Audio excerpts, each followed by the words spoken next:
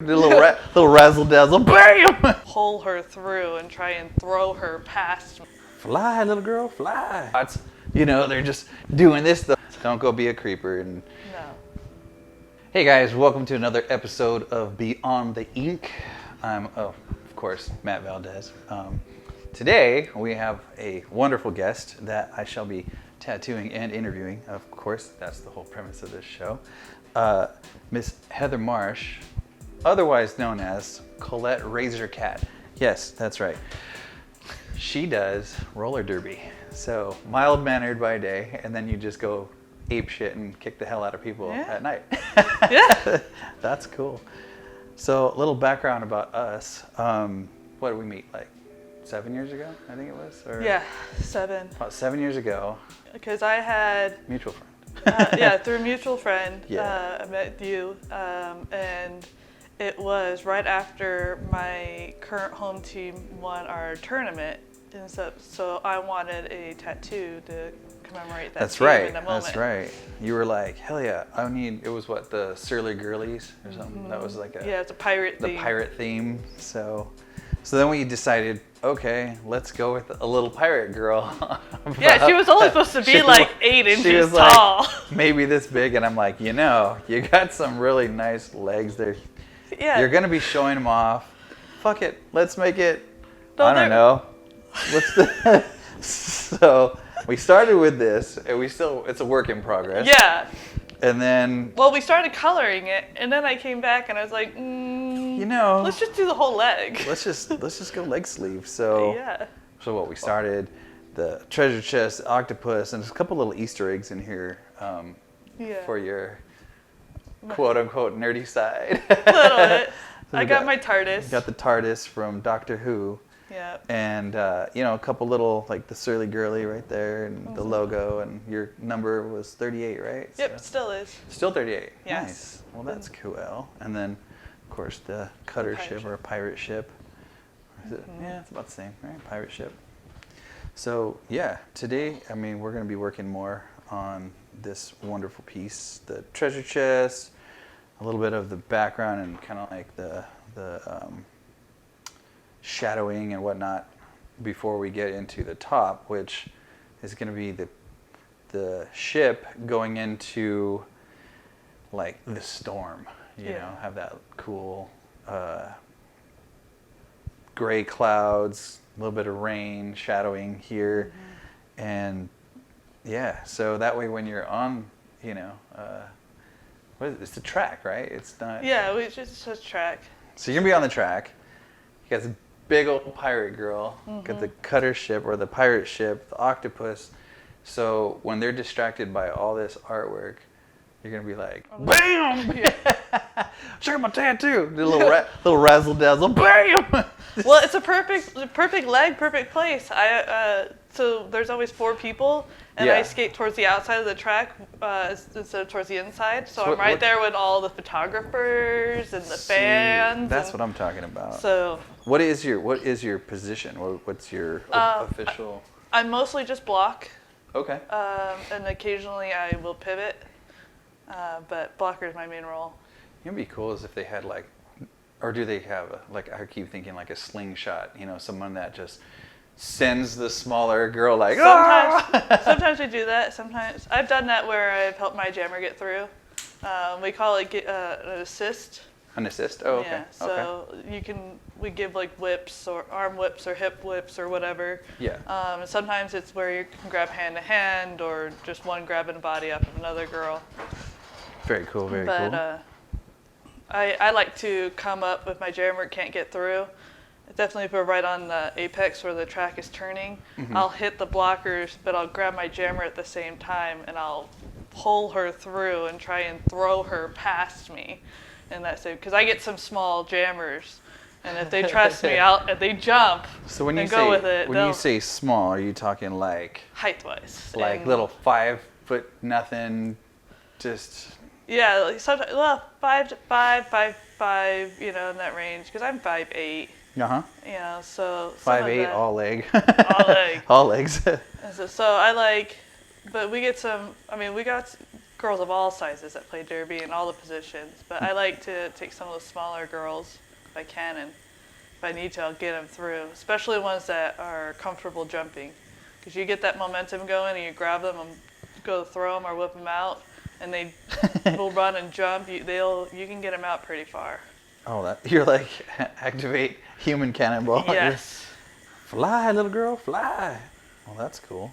So the team you play for now, it's a home team. It's a new one. It's Midnight Storm. We're on our first season. So you guys are all brand new. We're not brand new to derby. We're just brand new as a team. As a unit or as a team, yeah. So you guys are all. Yeah, a lot of us have been playing for quite a few years. So the team is a more advanced team in our league. Oh, that's cool.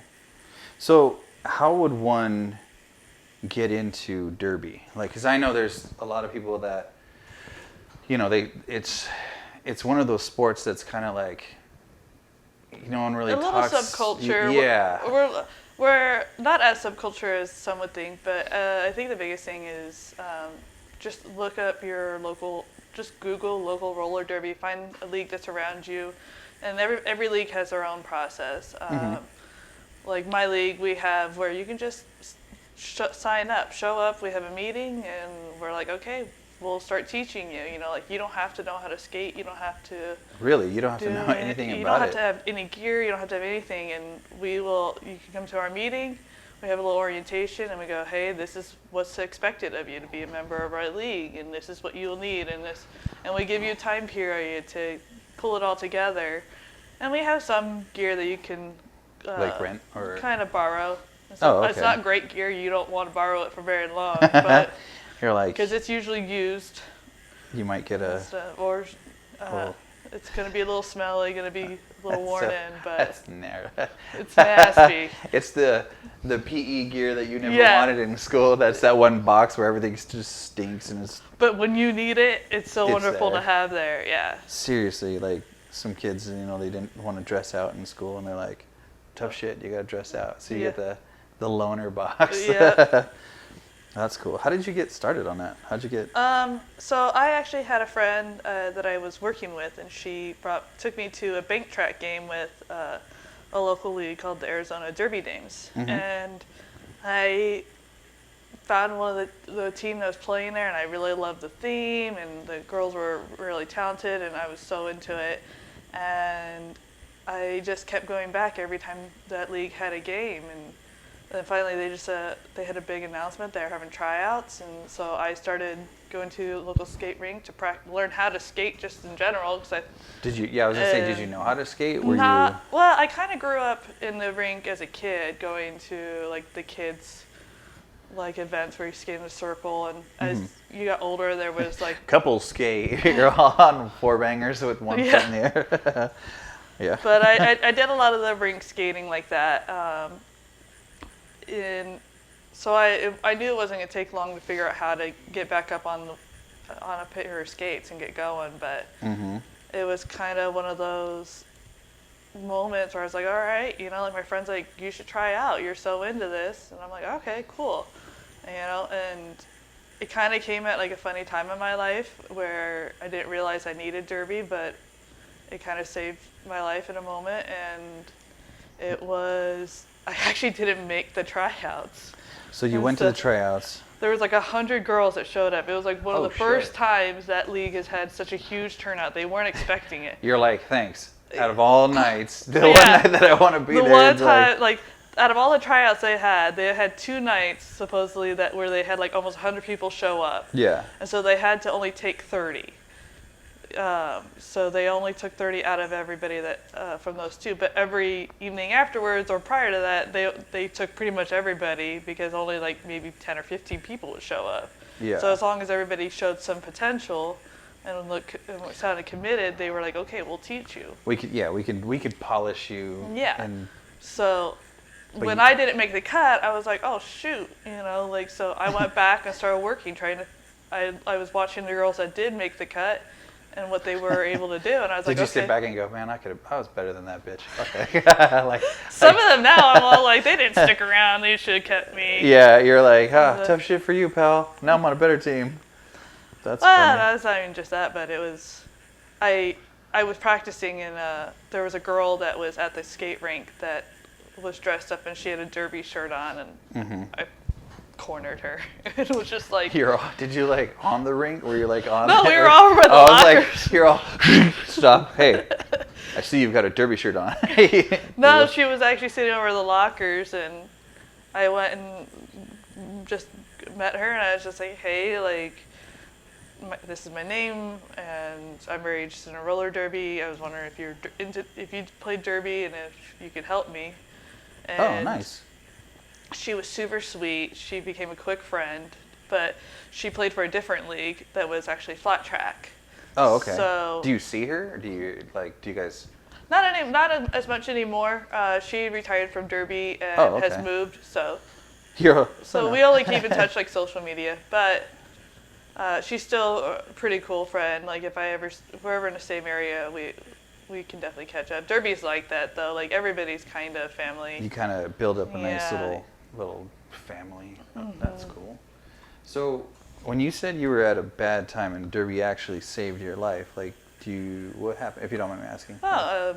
So at that time, my mother was diagnosed and going through treatments for breast cancer. Oh wow.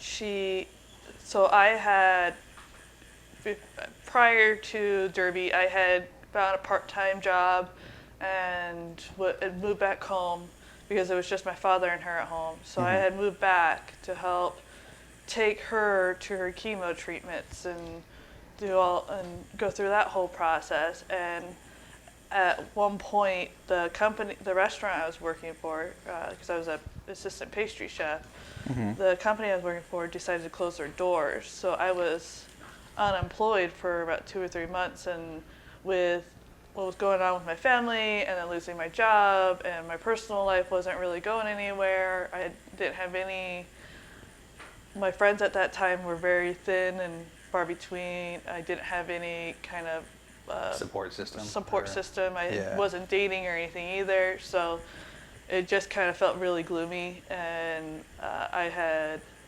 was fighting a lot of depression and bad thoughts, and so to have, and when I didn't make the tryouts, I was kind of like, what's in it for me anymore, and so when this girl was like, like, come to my league, and we're just up the street, you're almost guaranteed to get in because we're still newer and we're teaching everybody, and so that league took me in, and it became a family pretty quick and a huge support system, and it became a home that you didn't realize that you needed. Because I was going through a lot of that, and that derby was really helping with that. It gave me a reason to get out of the house that is not at the hospital watching these people losing their hair and losing weight and absolutely miserable, and so like I was just surrounded by rough times, if not only by myself but by the people around me.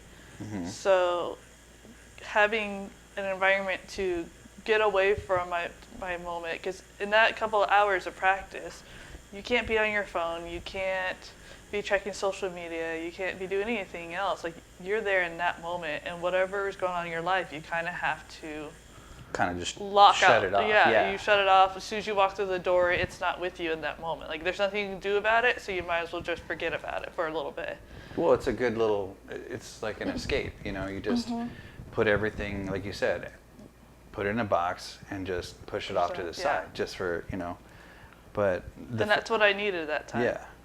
So, but through that, though, with derby I started, because it's such a unique group of people of different backgrounds and different interests. Like, I would never have met the kind of people that I know now if it wasn't for derby. Right? I mean, because it's all walks of life, right? We're going English professors at the major university to journalists to just everyday stay-at-home moms. We got hairstylists. We got, there's so many different occupations that's in gotta roller be derby. funny. It's just like, oh, what do you do? Oh, okay. I'm a pastry chef, but I'd like to kick the shit out of you on the on the track. Or, oh God, I mean, can you imagine playing against a regular stay-at-home mom. She's like, I had laundry today, and I had these kids wearing it. You know, she's like kicking everyone's ass because her kids are little turds all day. See, that's a good escape. It is. It was. So it's kind of cool. Like, we all have our different backgrounds, not even just in our professions, but like in like, there's a lot of people that are involved in the LGBT community. Cool. We find a lot of individuals like myself that was dealing with depression. You know, so there was a lot of like mental health things, or where you had people that you could see and connect to. And you're like, oh, you're a lot like me. I would have never met you if it wasn't for Derby, but you. In those moments, you felt alone until the Derby came along.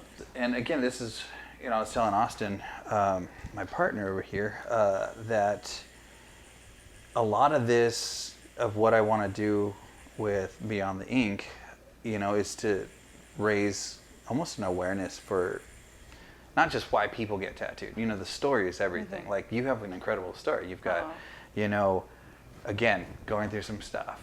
Yeah. Then your mom gets sick, and that, you know, having a parent get sick, and I mean, I unfortunately have experienced that, but my point is, like, there's a lot of people that come in and they sit down in here and they put all their problems in a box and they leave it out there. Yeah. So here is almost like a sanctuary. They just focus on here, and they focus on the tattoo process. The pain, because it's a physical pain, almost balances out the emotional pain that they're going through, and then they leave feeling like that sense of relief in a way, you know. And it made me, it really just kind of struck a chord, you know, in as far as me wanting to do more of, you know, this, because I used to do the same thing, you know. Most of my tattoos, I fall asleep when I get them.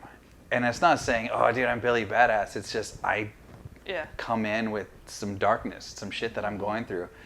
And it makes the tattoo process nothing, you know. Because personally, I would rather have the physical pain than having the emotional pain of like what's going on in life, you know, like you said, whether it's family, whether it's work, you know, everything. And so that's cool that you found, you know, the roller derby stuff, you know. And so you play for what league is it? It's the Arizona Roller Derby. Arizona Roller Derby. And that's in what city, or where's the we mostly hub? are right in Central Phoenix. Okay. A little bit more on the east side of Central. Oh, okay. Okay. And then you could just go online and... Oh, yeah. You can go online, just look up Arizona Roller Derby. Arizona in general has quite a few leagues. Phoenix area has 3 active that I'm sure... I might be wrong, but Arizona Derby Dames, which is the bank track, they're centrally. So there's how many different tracks? It's like 3 leagues. Okay. So think of a league as almost like a bowling league. Okay. And so just without the cool shirts. Yeah, without and the shoes. Yeah. Well, you guys have cool shoes too, but you know, I suppose. Ours just have wheels attached. Yeah, but you guys dress them up pretty cool, like all this. Yeah, you can do all kinds of work on them now. I'm serious. Some of the get-ups, I mean, some of the costumes and the things that you girls wear and like are out there, and it's actually pretty cool. I actually like my new pair of skates that are newer to me. I've had them for a little while now, but they're black and pink and with leopard print. I didn't pick that pattern or anything. They were a friend of mine's. She didn't. I was joking that I should buy hers. Instead of just going to buy a new pair, and she's like, "Okay, you can have mine." And I'm like, "What?" You're like, okay. She had only worn them like a handful of times, so. Oh, nice. So they're still pretty good shape, but that's how I came across like the pair that's on the girl in my tattoo. Yeah. It was a setup that was made, and somebody didn't pay for them, and so the derby shop had them up for sale, and I went, I like those. Those are cool with the lime green wheels and the... the blue and gray, and I was like, everybody always asks, why'd you get blue and gray? I You're don't all, because they you're were all, on a I shelf. really didn't. They were just on sale.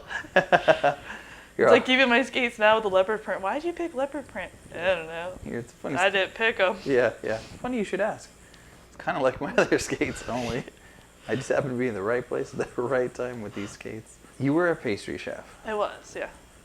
I think that's when I first met you, or you were still a pastry chef because our mutual friend and you had brought me this. Like I had come from California, and I was traveling back and forth from California to here, and you guys made me this like big box of just all kinds of sweets. Son of a bitch! It was so good. I was driving home. I'm not even kidding. I was like driving home, and I opened the box. I'm like, oh, this fat kid is happy. And I mean, not even joking. I remember I fought the urge solely because it was like a 4.5 hour drive, to my house. So I was thinking, I do not want to have to stop at a rest stop. Like true story. Like I was thinking, if I have to shit right now, these rest stops are just not the place.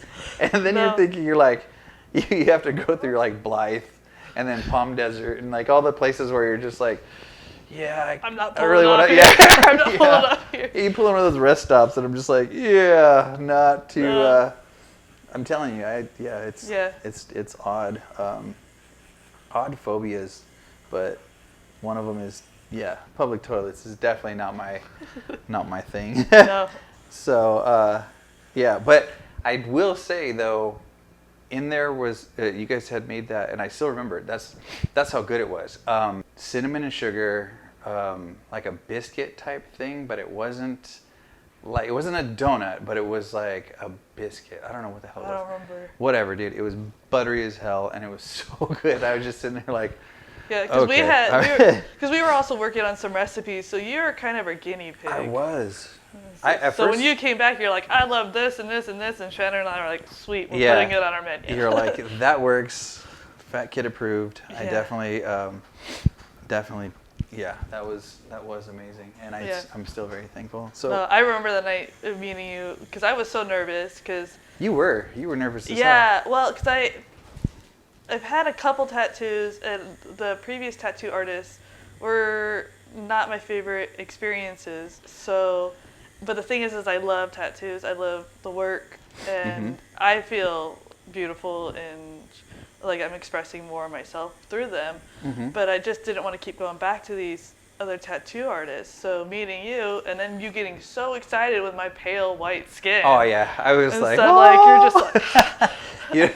I was so white at that time too. I'm pretty white now. You're pretty white now, but yeah, you were like really white. You were like porcelain and shit. I remember saying like, I think I even prefaced it because it's hard for a tattoo artist to look at someone who has great skin and go, wow, I really love your skin, without sounding like, wow. Because I always say that like the client is hearing, wow, I want to wear your skin. But that's not even, that's not the case. And because you're like the perfect white canvas. I'm like, yeah, exactly. Hi, I'm Matt. Holy shit, look at that canvas. No, it's kind of it has that bit of a creep factor to it, and it's funny because like again, as a tattoo artist, you can't walk up to just average people. No. And especially this day and age where there's so many creeps and weirdos that are like, Buffalo Bill from Silence of the Lambs.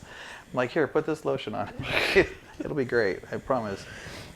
That's cool. Yeah, no, well, I was there first to support Shannon. Yeah. And I watched her get her work done, and then after talking to you and talking about what my idea was, you got so excited, and I was just like, well, I love the work that he did on Shannon, so why not, and... Let me flip a coin. Yep. Yeah. But since then, though, you've been the only tattoo artist that I go back to. You're the only one that I've like... Everybody needs to go see him and get work done from him. I love that. It's... Because, and I've said it 1,000 times, and again, I'll probably say it 1,000 times on this podcast, but I still believe, with 100% that it's the experience is more important than anything. And you hear a lot of people like these Gary V's and Ellen DeGeneres and like all the people that, all these famous people that are just like, they'll say the same thing, like, you can buy anybody anything, you can give anybody anything, but the way you make them feel will Yeah. makes the whole difference. I mean, the way you make somebody feel is going to be like whether they come back to you or not, whether they, you know, and well, it's even just not even just in the moment. So like it's how you, it's your quality work and the feeling afterwards of. like I'm not just trying to turn you and burn you and just be like, Yeah, next. you're not trying to get it done. See ya. Because I had a tattoo done when I was 18, pretty much right out of high school, getting ready to go to college. Because at that point, I followed my parents' rules of no tattoos until I was 18 and stuff. So I was like, Right. I'm moving out. They can't stop me. And it's not a good tattoo.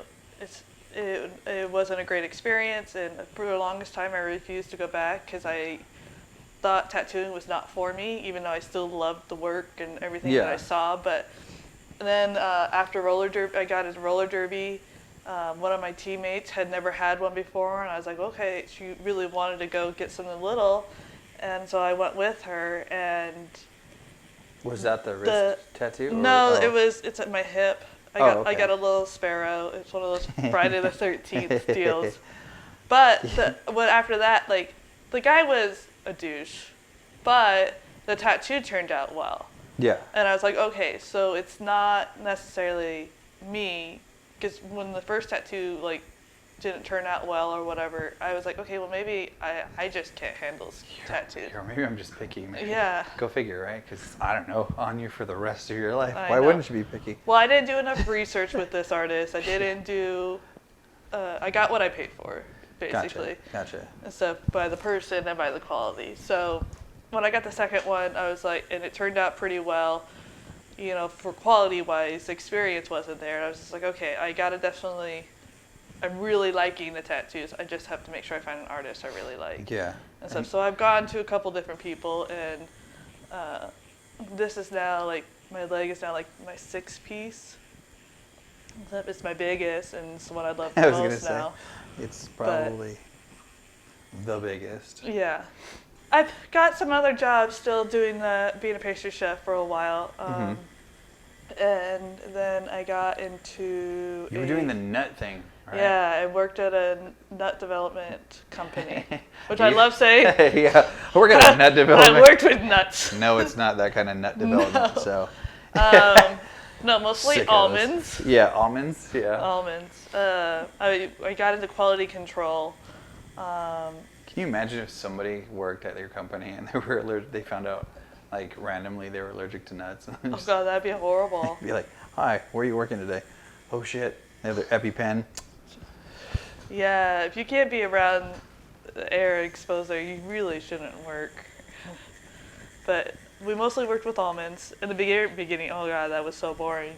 But you have to start off on the bottom of the totem pole sometimes to build your name in a company, so True. that when they move you up. True.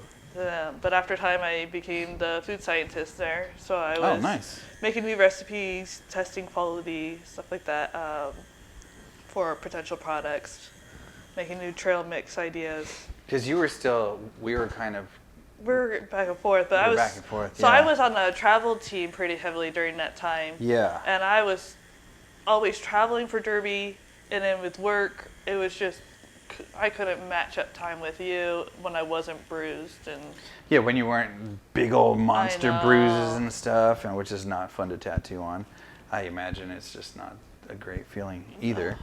But then you went MIA. Yeah. You went like.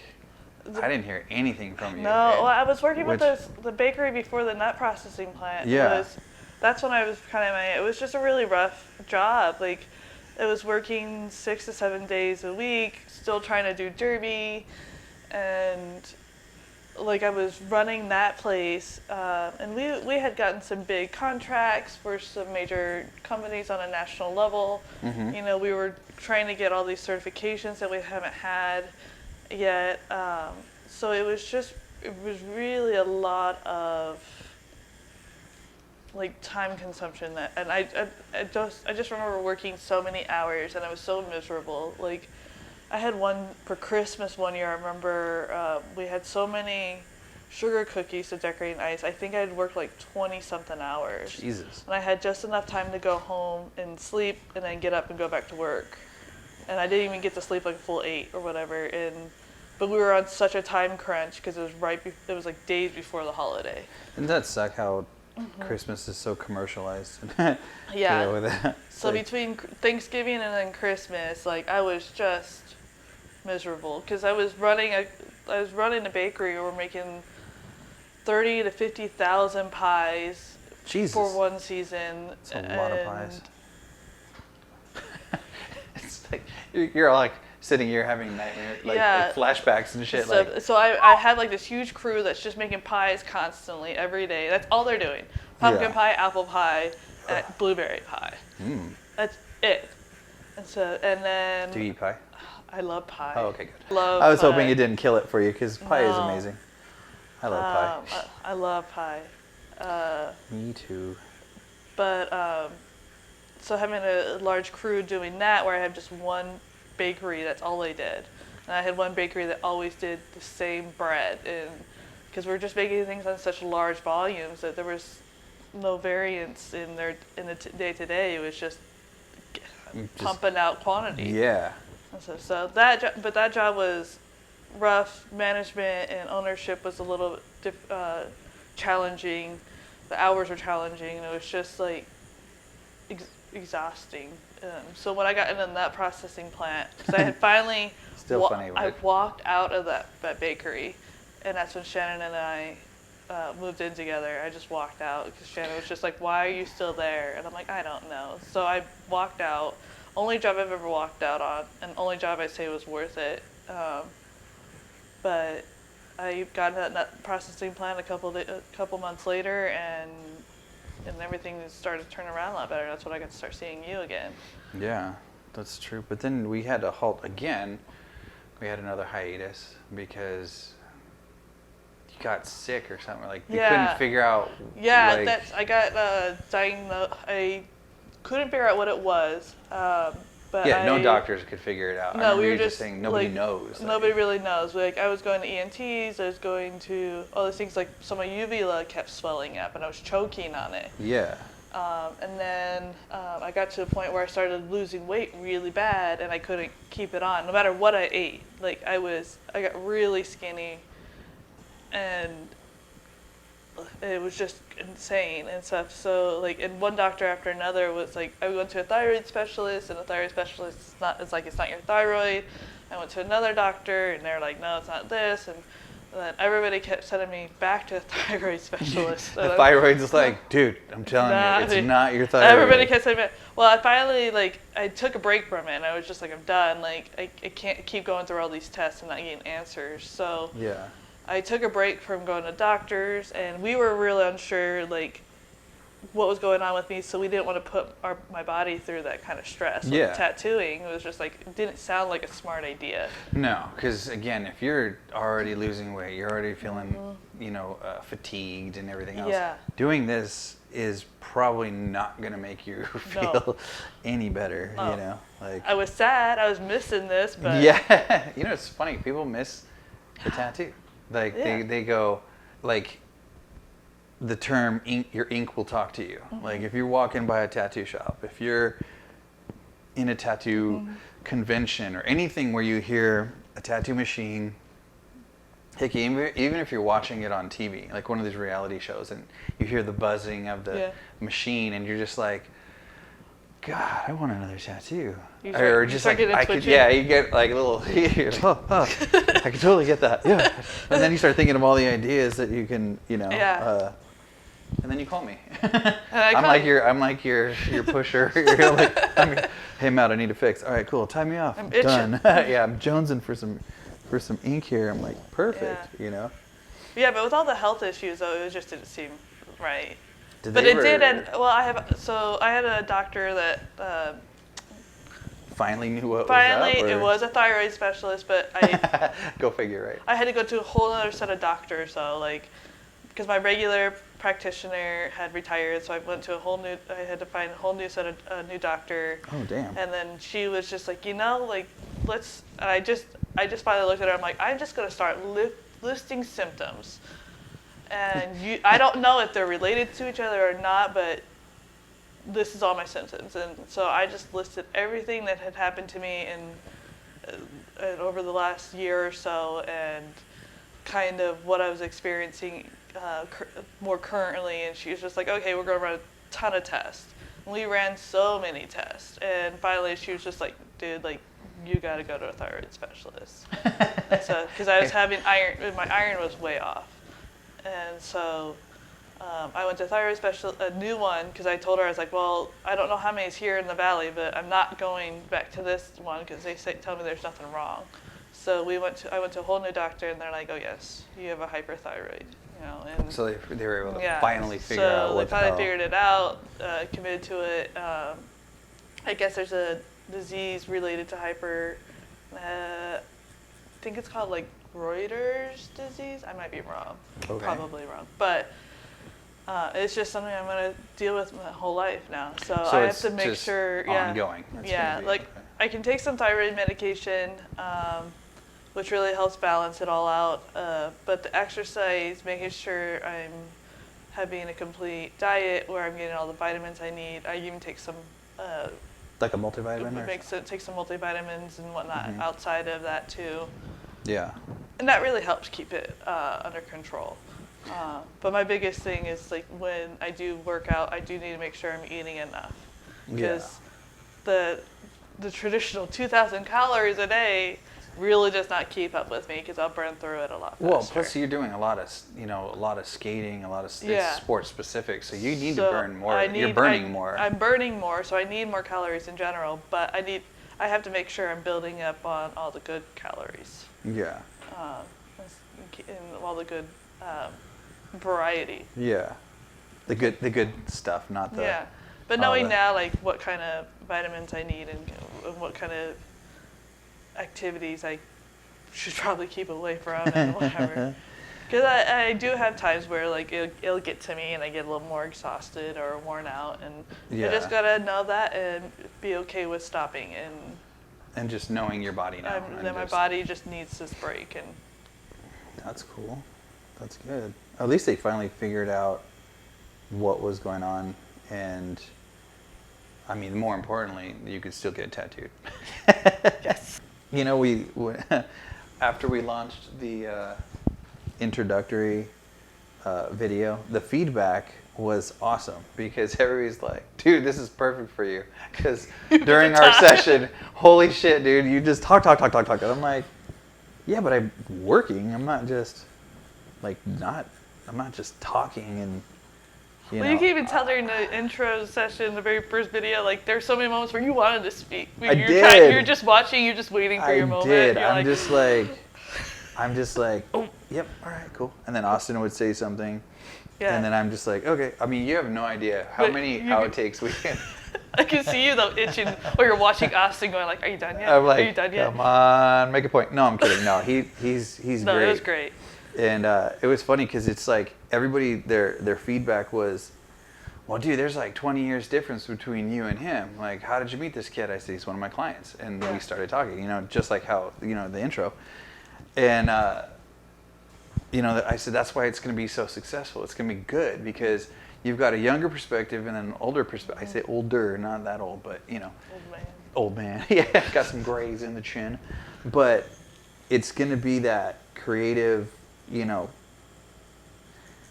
to appeal to the younger generation and the old folks. No, I think it's going to be cool. I think, again, off to a good start. I've been interviewing people and I tattoo so many people and meet so many people and travel all over the place. And this is going to be something that we're going to have a lot of fun doing. But I like, interviewing people. I like talking to people, and I always say I've got the best clients in the world. And I'm not bullshitting. Like, I love my clients. My clients are always cool, because they're just honest. And under the needle, you can't be dishonest. There's just no way, because you can't think of like something to lie about. You're like, fuck, this hurts a lot. Okay, wait, I can't. Yeah. So with Derby, I like to go back to Derby because you wouldn't see, I mean, again, and I'm not stereotyping, but I would never in a million years, if you would have said, "Yeah, I would do roller derby," I would have been like, "Get the fuck out of here." Do you ever apologize, like in your mind when you like jack somebody up and you're just like, "Yeah, sorry, that was." I've done that because my boyfriend pissed me off, and you're getting it. So I have done that. I actually, to a pretty close friend, we were. It was a friend. Okay. It was a friend. We were playing the game, and I came back onto the track, and I don't know why I was so heated and stuff. Like, that whole game was just intense. And she had knocked my jammer off the track and was trying to pull her back. And I was like, but one of the things that you can do is if you knock the girl that knocked your player out off the track, then your jammer no longer has to go behind. Okay. It's like a workaround with the rule of without progressing forward, because now the skater is no longer an active member on the track because she's down. And that's how you score points, right? Well, it's to get you want to get your jammer around. Okay. So I decided I was going to take this girl out, and I took her out. And she sprawled on the floor, and I'm looking at her like, I'm so sorry. Like, that was the first time I ever served a hard hit, which it got the work done. It was a legal hit. It was legal? Yes, it was totally legal. Like, it was, but right after, and it was at the very end of the game. So right after the end of the game was done, I ran over to her, and I was just so apologetic, and I was crying because I was just like, you never want to hurt your friends like that. No, absolutely. But at that moment, all I saw her was like, this is my opposing team. Yeah, you're an enemy. Yeah, you're an enemy. My jammer needs to get through. And you're going out. Like, then when I saw how hard I hit her and how bad she flopped, I was just like, oh. Did you? But I mean, in all seriousness, in your brain, did you hear the Mortal Kombat finisher? Yes. And just like you see her spine fly out of her body and her one wheel just down. Because I hit the shit out of her.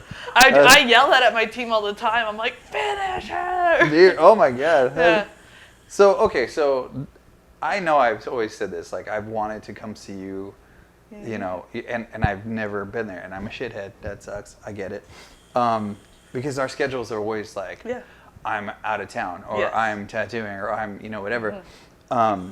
But I definitely want to get, I do want to come. I want to see a match, and I think if like some of, people that are watching, if they want to go check out a match, like what does it cost to get in? What do you have to do? Well, for my league, you can pay at the door, and you can pay ahead of time. Like there's like Brown Paper Ticket and different other programs, websites that do just general ticket sales like that. Yeah. But you can pay at the door. We charge $12 at the door, and it gets you at least 2 games. Sometimes we have a third game. Okay. So you don't have to be there in the very beginning. You don't have to stay as long as the whole time. It's whatever your preference is. So a lot of people come and see like the one team that they're there to see and see their friends skate, and then they might stay for part of the second game and leave. But because they definitely want to. When does the season start? When does the? We're all year pretty much. Okay. It just rotates with who plays when, because we have so many teams for our home teams. Okay. And we play a lot of other teams in Arizona from other leagues that are on the same rule set as us. But the big thing is just like for a stranger that doesn't know what their local roller derby is just to Google that. I swear, local roller derby. Put your state, your city in there, and just a lot of the leagues have Facebooks or websites that will guide you to their calendar and when they're having games, because there's usually, definitely the major metropolitan areas, there's at least one team, if not 2 or 3 leagues that are holding games. And so go ahead and give that website one more time. So for my league, it's azrollerderby.com. Nice. That's really cool. And I gotta admit, I mean, again, it's an unspoken and I'm always saying this jokingly, but it's actually a really true, serious thing. Roller derby girls have like the best butts. And it's so underrated. Like people go, "Hey, best butts in sports." You know, there's like a lot of different little. I mean, I'm not out of line. It's true, but like, I speak the truth. Even the guys have the best yeah, butts. yeah, like you said, like you were saying, you're Derby players in general have derby great players butts. in general, like doing 1,000 squats. You know, they're just doing this the whole You're time. always in squats. You're always lunging. You're always. Yeah, and so I mean that alone is a good reason. Just kidding, no. Don't go be a creeper and staring at butts, you know. No. But it does definitely help. I love the fact that you've allowed me to interview you, and I thank you for being a part of this whole process and going beyond the ink. So yeah, thanks for everything. And if you guys tuned in and you're still with us, comment below, give a thumbs up, give a like, share it, subscribe it, and we'll see you on the next episode of Beyond the Ink. Bye.